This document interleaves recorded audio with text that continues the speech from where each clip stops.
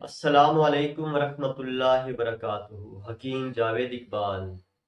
ہر بل اس channel کی طرف سے آپ کی خدمت میں حاضر ہے۔ آج جس موضوع کے اوپر ہم نے بات کرنی ہے وہ ہے دل کی بند شریانوں کے حوالے سے، کہ جب کلاٹ آ جاتے ہیں، دل کی شریانیں بند ہو جاتی ہیں تو پھر ہارٹ اٹیک کا بہت زیادہ شدید خطرہ ہوتا ہے، فالج کا خطرہ ہوتا ہے۔ تو اس کی روک تھام کے لیے کون سے ایسے عوامل کو اختیار کیا جائے تاکہ یہ اگر کوئی ایسی کنڈیشن سامنے آتی ہے تو وہ کلاٹ جو ہے وہ پگھل جائے، وہ جو شریانیں بند ہیں تاکہ وہ کھل جائے۔ تو انشاءاللہ آج اس موضوع کے اوپر آج ہم بات کریں گے۔ تو اس موضوع پہ آگے جانے سے پہلے درود پاک نبی مہربان حضرت محمد مصطفیٰ صلی اللہ علیہ وآلہ وسلم پہ میں بھی پڑھتا ہوں، آپ بھی پڑھیں۔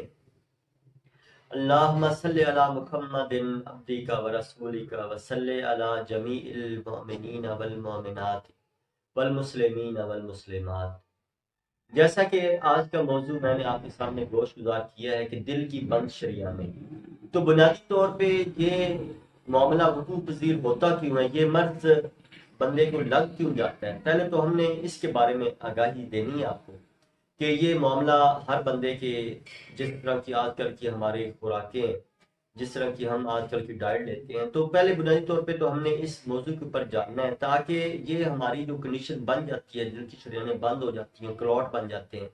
تو پہلے یہ بنتے کیوں ہیں۔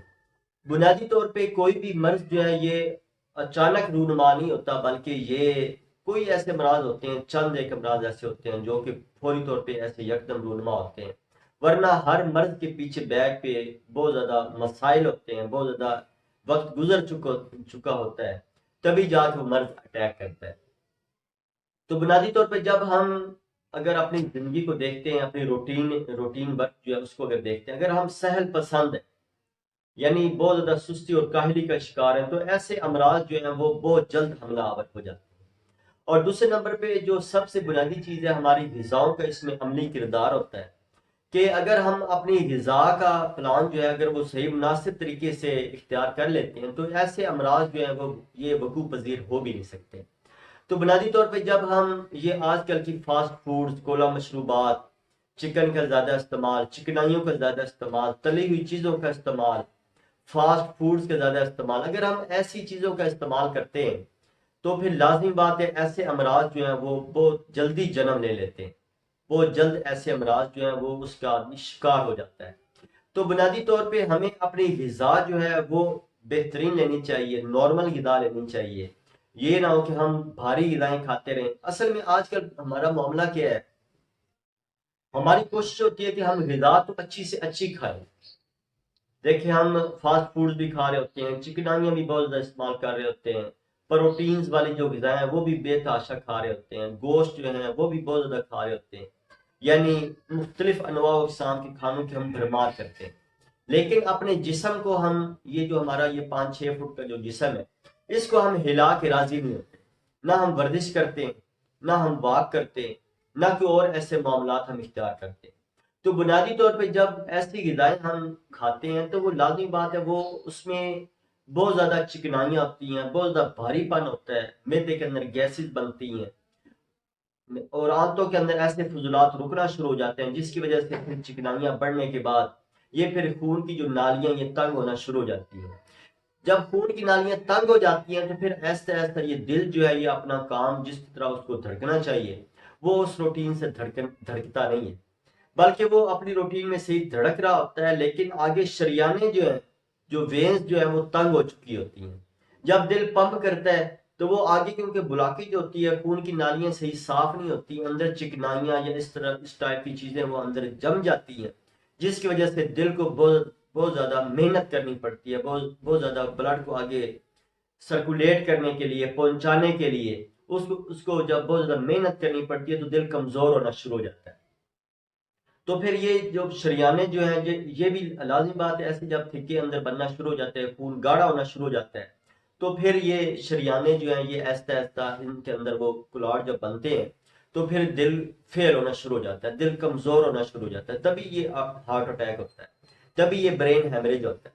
بنیادی طور پہ یہ جب کلاٹس بنتے ہیں، ان کلاٹس کو پگھلانا جو ہے انتہائی ضروری ہوتا ہے۔ تو ان کلاٹس کو پگھلانے سے مراد ہماری کیا ہے کہ خون ہمارا نارمل کنڈیشن میں چلے۔ جتنی نالیاں، جتنی وینز ہیں، شریانے ہیں، تاکہ یہ مکمل طور پہ کلیئر ہوں، ان کے اندر کوئی چکنائی یا کوئی ایسے فضلات اندر ان کی نالیوں کے اندر دیواروں کے ساتھ نہ چمٹے ہوئے ہوں، تو تبھی تو بلڈ جو ہے وہ صحیح سرکولیٹ کرے گا، اور ایسا کوئی معاملہ وقوع پذیر نہیں ہو سکتا۔ تو اس میں جیسے کہ میں نے آپ کو غذاؤں کے حوالے سے بتایا کہ ہمیں سادی غذا لینی چاہیے، جس طرح کہ ہماری روٹین ہوتی ہے۔ یعنی اگر ایک آدمی دفتری امور سر انجام دیتا ہے تو لازمی بات ہے اس کا اتنا کام جو ہے وہ دوڑ دھوپ والا نہیں ہے، تو اس کو ہلکی پھلکی نارمل غذا لینی چاہیے جس کو وہ بآسانی ہضم کر سکے۔ اگر وہ غذا تو اچھی لیتا ہے لیکن محنت نہیں کرتا، سست رہتا ہے، کاہل رہتا ہے، اپنے جسم کو ورزش نہیں دیتا، تو پھر ایسی غذائیں ایسا ایسا اس کے جسم کے اندر بیٹھنا شروع ہو جاتے ہیں، گردے سے پراپر طریقے سے فلٹر نہیں کرتے ہیں، جگر کے اندر چربی بننا شروع ہو جاتے ہیں جس سے فیٹی لیور بھی کہا جاتا ہے۔ تو بنیادی طور پہ ایسی چیزیں جو ہیں ان سے ہمیں بچنا چاہیے، اور خاص طور پہ یہ میں بار بار یہ اپنے جملے ریپیٹ بھی کرتا رہتا ہوں کہ ہمیں ورزش واک جو ہے یہ صحت کے لیے انتہائی ضروری ہے۔ ہمیں اپنے روزمرہ جو امور ہیں، جو ہمارے معاملات ہیں، جو ہمارے کام ہیں، ہمیں ان میں سے تھوڑا وقت نکال کے ورزش جو ہے وہ لازمی کرنی چاہیے۔ واک کم از کم 2-3 کلومیٹر لازمی واک کرنی چاہیے۔ جو بھی آدمی واک کرتے ہیں، ورزش کرتے ہیں، ان کو ایسے امراض رونما ہوتے ہی نہیں ہیں، بلکہ ایسے امراض اگر ان کو حملہ آور ہوتے بھی ہیں تو وہ جسم کے اندر اتنی قوت مدافعت ہوتی ہے کہ وہ بآسانی اس کا حملہ جو ہے برداشت کر جاتے ہیں، اور ان کو الحمدللہ تھوڑی سی ادویات استعمال کرانے کے بعد وہ معاملہ ٹھیک ہو جاتا ہے۔ تو بنیادی طور پہ یہ جو بند شریانوں کا جو مسئلہ ہوتا ہے، اس میں ایک چیز آپ کے سامنے آج گوش گزار کرنے لگا ہوں۔ اگر آپ وہ چیز اختیار کر لیتے ہیں، بنا لیتے ہیں، بنیادی طور پہ تو اس میں کالی مرچ جو ہے، جسے ہم سیاہ مرچ بھی کہتے ہیں، فلفل سیاہ بھی کہتے ہیں، اس کا مین ایک کردار ہے، یہ بلڈ کو پتلا بھی کرتی ہے، یعنی خون کو جو گاڑھا ہونے سے یہ محفوظ کرتی ہے۔ اس کے علاوہ اس کا جو اور سب سے بنیادی جو کام ہے، یہ کاثر ریاح بھی ہے، یعنی پیٹ کے اندر جتنی گیسز بنتی ہیں، جتنی ایسی ریاح پیدا ہوتی ہیں، تو یہ ان کو بھی پیٹ سے خارج کرتی ہے۔ اور جو سب سے ان کا بنیادی کردار ہے کہ یہ خون کو پتلا کرتی ہے۔ جتنے بھی ایسے فیٹس اندر جمنا شروع ہو جاتے ہیں، جتنے ایسے ایسڈ اندر بننا شروع ہو جاتے ہیں، تو یہ ان کو باہر نکالتی ہے۔ یہ کہہ لیں کہ یہ ایک تریاق کا کام بھی کرتی ہے۔ تریاق اس کو کہا جاتا ہے جو کہ زہروں کا یا مختلف ایسے معاملات جو جسم کے اندر بننا شروع ہو جاتے ہیں، تو یہ اتنی صلاحیت رکھتی ہے کہ جسم کو یہ باہر خارج کر دے۔ تو ایسے مریض جن کو یہ شریانوں کا جو مسئلہ ہوتا ہے، وہ 5-7 دانے کالی مرچ کے وہ لازمی جو ہے نا صبح دوپہر شام جو ہے نا یہ چبا کے یہ لازمی کھایا کریں۔ اس کے علاوہ اس کا امیزہ بھی بنایا جا سکتا ہے کہ اگر آپ کالی مرچ فرض کریں 10 گرام لیتے ہیں تو اس میں 30 گرام آپ شہد لے لیں، لیکن شہد اوریجنل 1 نمبر ہونا چاہیے۔ اور یہ آپ سیاہ مرچ جو ہے، کالی مرچ جو ہے، اس کو آپ نے باریک فائن پاؤڈر کر لینا۔ اس کے بعد یہ 10 گرام جو میں نے آپ کو بتائی، اس کو آپ نے شہد کے اندر اچھی طریقے سے مکس کر لینا، اور مکس کرنے کے بعد یہ آپ نے ایک ڈبیا کے اندر محفوظ کر لینی ہے۔ تو یہ آپ نے کیا کرنا ہے کہ یہ چھوٹا جو چائے والا جو چمچ ہے، یہ چمچ تیسرا حصہ، یعنی جو چھوٹا ٹی سپون جسے ہم کہتے ہیں، یہ تیسرا حصہ چمچ کا آپ نے صبح و شام یہ نیم گرم پانی کے ساتھ اگر آپ کھاتے رہے تو یہ انشاءاللہ آہستہ آہستہ آپ کی جو بند شریانے ہیں یہ ان کو بھی کھول دے گا، اور آہستہ آہستہ آپ کے جسم کو ریلیف ملے گا انشاءاللہ، یہ آپ کے جسم سکون میں آنا شروع ہو جائے گا۔ جتنے ایسی فیٹس اندر جمنا شروع ہو چکے ہیں یہ انشاءاللہ ان کو بھی آہستہ آہستہ خارج کرنا شروع کر دے گا۔ اگر آپ اس کے اندر یہ جیسے کہ میں نے یہ فلفل سیاہ اور شہد کے حوالے سے آپ سے بات کی ہے، اگر آپ اس میں دوسری چیز جو ہے یہ اگر آپ اس میں ملا لیتے ہیں،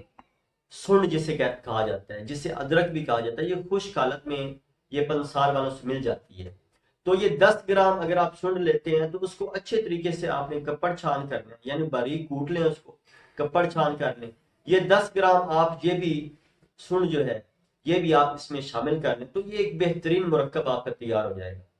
تو اس میں ایک اور جو چیز، جو تیسری چیز جو ہے اگر آپ اس کا اضافہ کرتے ہیں، جس کے اندر فلفل دراز ہے،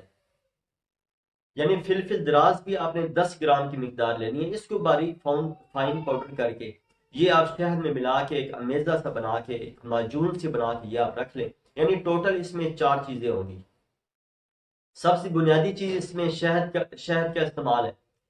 دوسرے نمبر پہ آپ نے فلفل سیاہ یعنی کالی مرچ آپ نے 10 گرام لینی ہے۔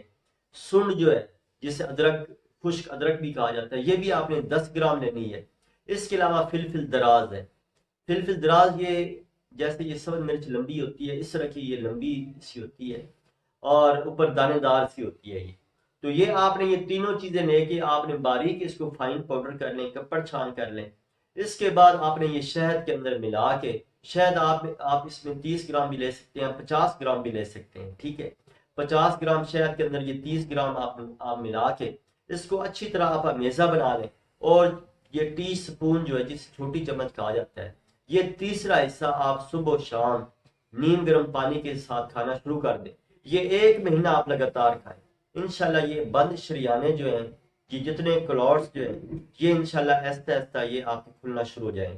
اور یہ بے ضرر اور بغیر نقصان دیے یہ ایک ایسا نسخہ ہے، یعنی اس کا کوئی نقصان نہیں ہے، کوئی سائڈ افیکٹ نہیں ہے. یہ نیچرل چیزیں عمومی طور پہ گھروں میں ہم استعمال کرتے ہیں،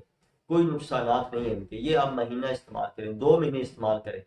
لیکن اس کو لگاتار آپ نے استعمال کرنا، کیونکہ ہربل میڈیسن کو اگر لگاتار استعمال کیا جائے تبھی جا کے ان کے بینیفٹس ملتے ہیں، تبھی جا کے ان کا فائدہ میسر آتا ہے. تو اللہ تعالیٰ میرا اور آپ کا حامی و ناصر ہو. السلام علیکم ورحمۃ اللہ وبرکاتہ.